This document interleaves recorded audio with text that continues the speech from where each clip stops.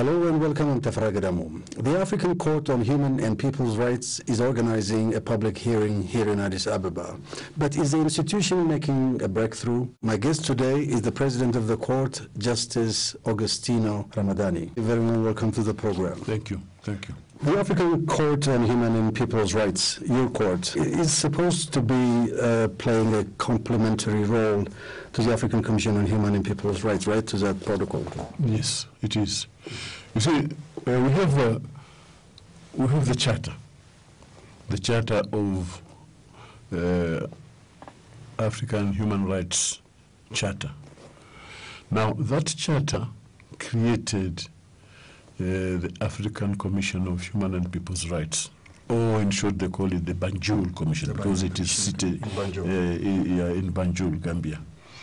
Now that commission has got two jobs: one, to promote human rights, and two, to protect human rights. Now, unfortunately, the commission did a lot of good. It did and is doing a lot of good work, but it only makes recommendations which are not binding on the states. So our heads of states thought of creating something which will be making decisions that are binding. Hence, they made the protocol in 1998, creating the court, the African Court of Human and People's Rights. It came to be in 2004, right? Six. That is when the first judges were appointed and thrown. So the court, according to the protocol, the main work of the court is to complement the work of the commission of protecting human rights. How is it complementing the work of this commission? Well, it is complementing because there are parallel lines forging ahead. Not really parallel lines, because we have cases. Cases can come to us, and we hear cases and make decisions on the cases. Now, our decisions are binding on the states. The African Commission on Human Rights, the Banjul Commission, can bring to us cases. In fact, they've done that, I think, about 3 times. They've brought a case about the son of Muammar Gaddafi. They've also brought a case about Kenya, and that is one of the 2 cases we are going to hear here in Addis this week. So, and then we also give advisory opinion. Apart from these contentious matters, we give advisory opinion, but we only give advisory opinion on matters which are not pending before the commission. So this is why we are not parallel. But so cases are brought to your attention. How? I mean, you said the commission sends you cases, right? Refers to some cases. What else? NGOs, governments bring cases to your attention, right? Well, the governments and the states can bring cases to us, but individuals and NGOs, and in fact, those who can bring cases to us, government and so on, there are 2 requirements. A country has to ratify the protocol. It has to be a member. To ratify the protocol, because the protocol is the one which has created the court. So a country or a state has to ratify that protocol. So we're talking about 28 states as respected. At the moment, out of the 54 African states, it is only 28 states which have ratified the protocol.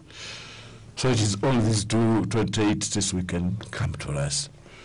And then there is a requirement of making a declaration whereby the government or a state allows its individuals and its NGOs to come directly to the court.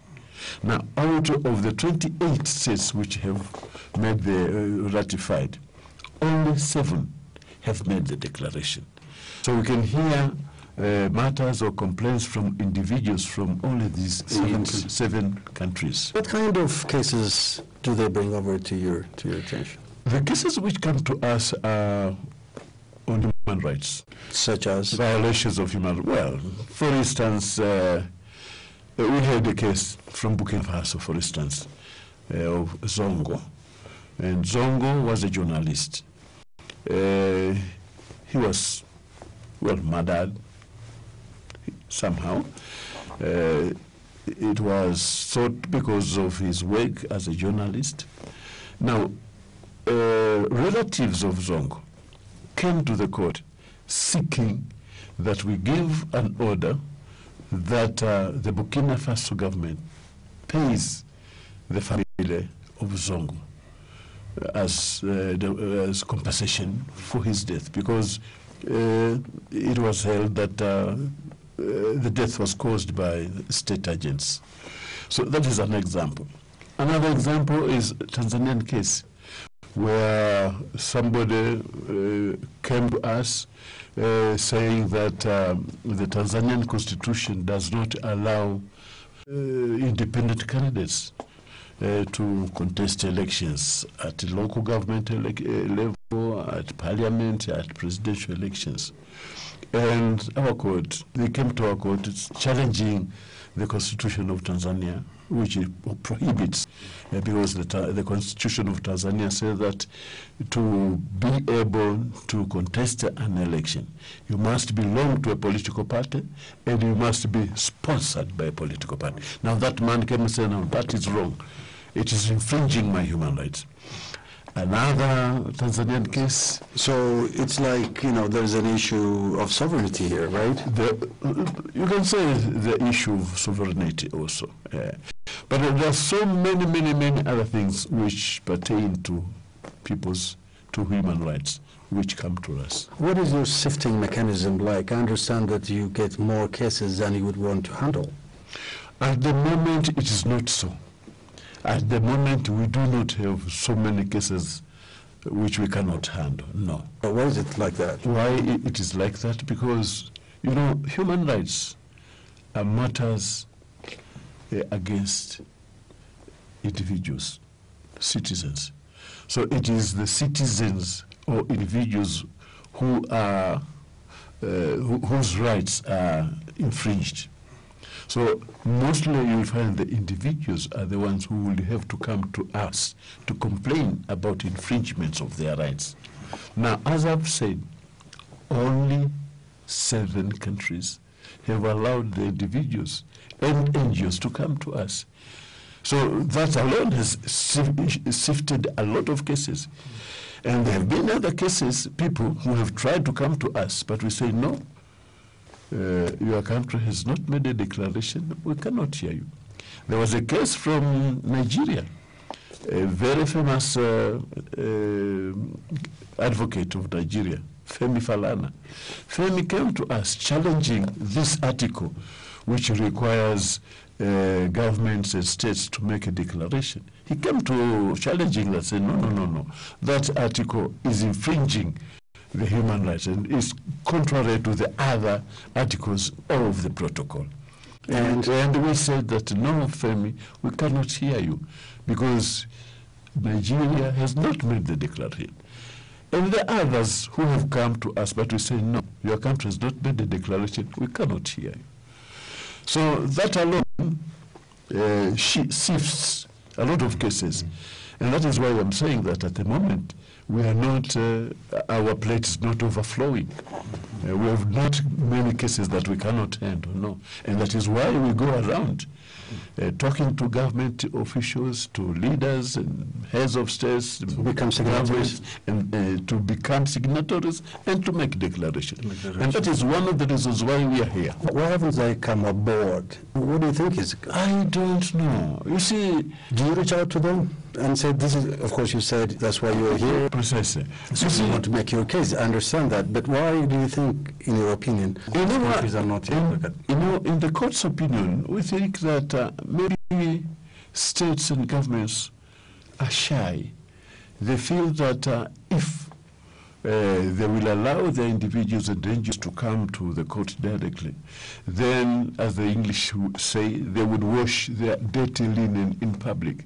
That is, of these infringements and wrongdoings by the government and government officials will come to the international court and will be broadcasted, as it were. But we told them that they shouldn't worry about that.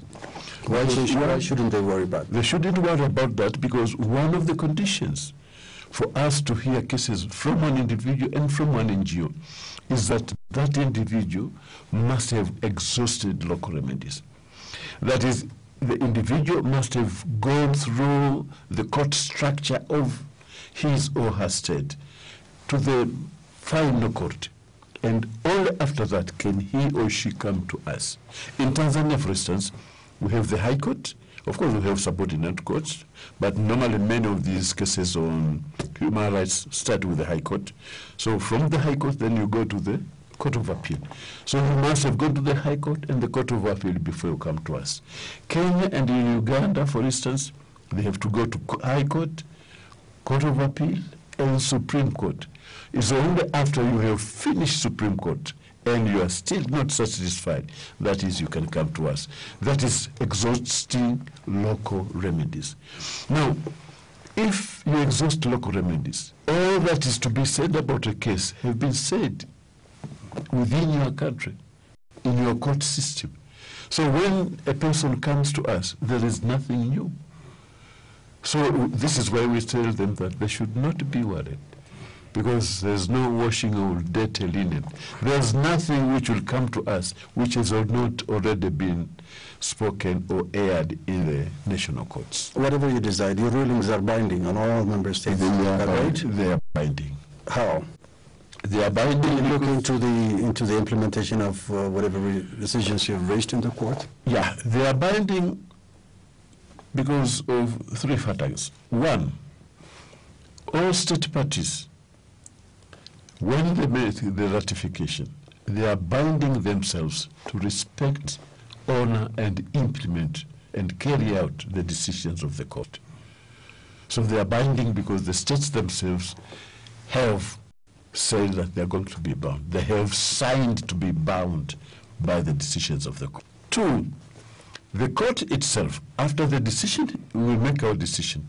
We send our decisions to all the states and to the executive committee of the African Union. And it is that committee which is supposed to implement our decisions on behalf of the Assembly of States.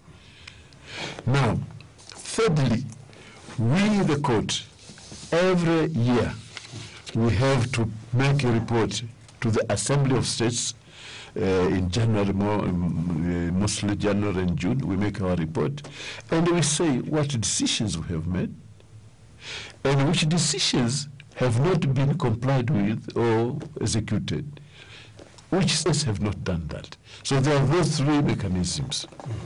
Well, the reason I've raised that is because, for example, when the African Union doesn't like African leaders going to Europe talking about the International Criminal Court, your establishment is supposed to address that issue, but it is not. Our court does not address that issue because our court is on human rights. Of course, in June this year, in Malabo, Equatorial Guinea, the heads of states passed a protocol which joins or binds this court of ours, the African Court of Human and People's Rights, with the African Court of Justice. Now, the African Court of Justice has not even started, but they are binding these two courts, and they are giving them more power. So it is human rights, and then general judicial powers, and criminal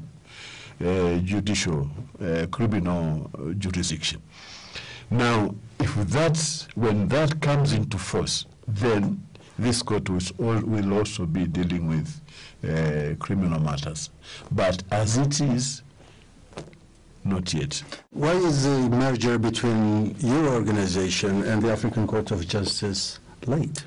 Why didn't it materialize? Well, not that it has not materialized. But we have yet to see the merger. Yeah, the protocol has just been passed in June in Malabo.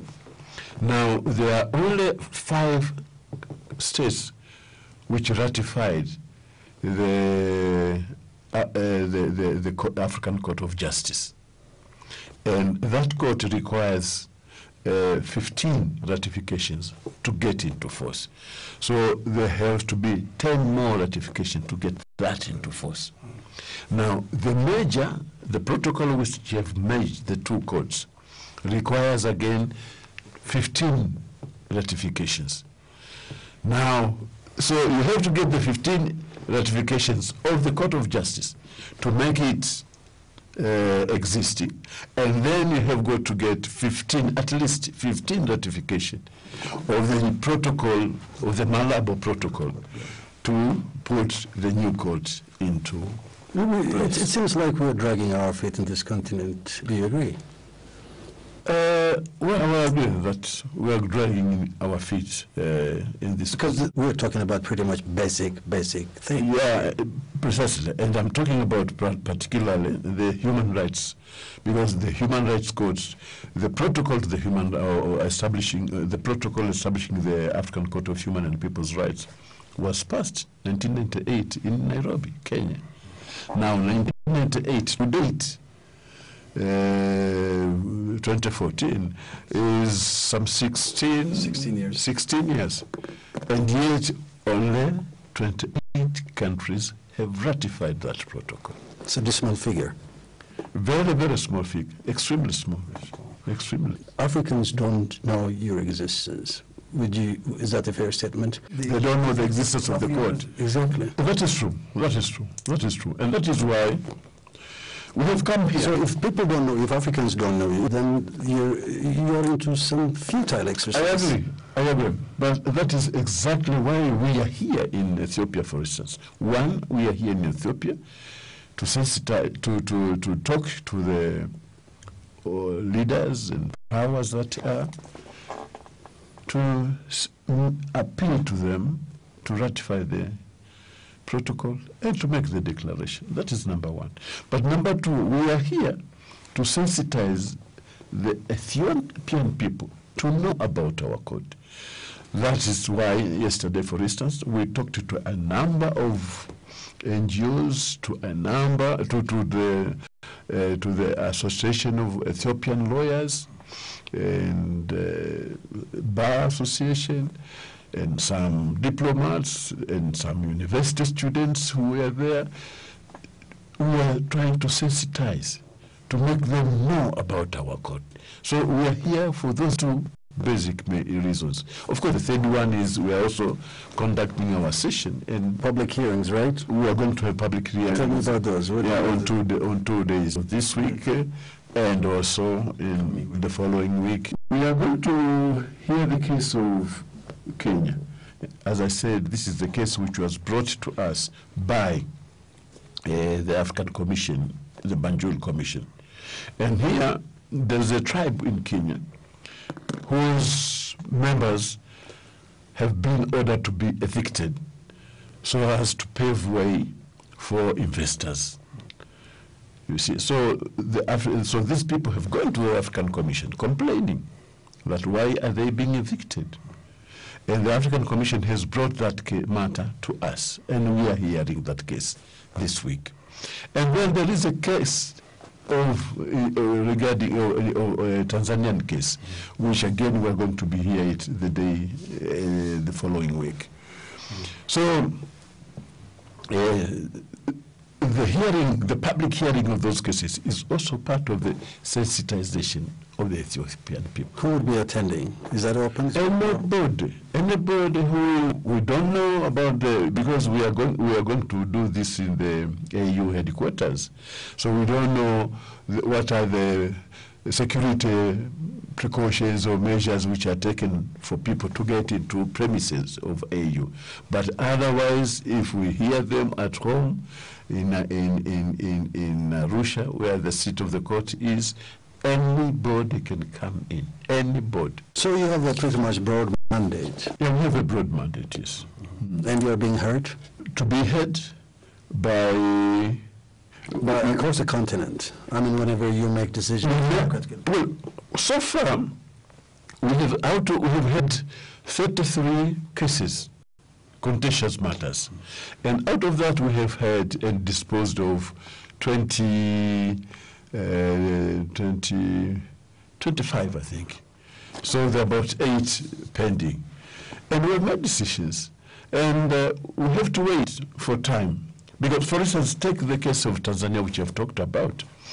The court has given Tanzania 9 months, I think, to look into their constitution and amend it. And the 9 months have not expired. So we are waiting for that.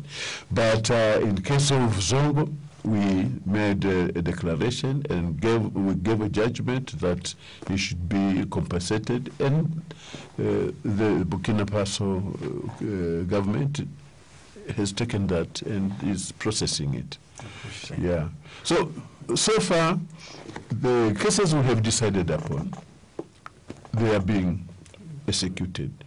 One or two which are problematic, but we are handling that through the African Union. So yours is a 6-year mandate, right, as president of the court? No, which will be expiring next month. As the president of the court, my mandate is for 2 years. I was elected September this year. So September 2016, my mandate finishes, but I can be re-elected again for another 2 years.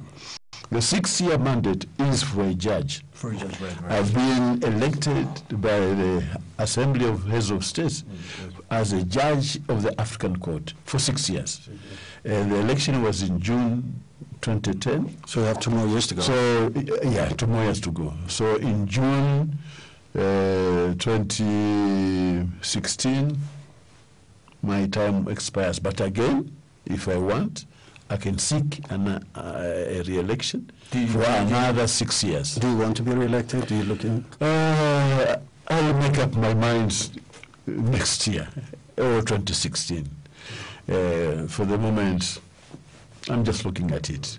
I've not made up my mind as yet. Justice Ramadhani, thank you very much for your time. It was a pleasure. Thank you very much indeed. Thank you.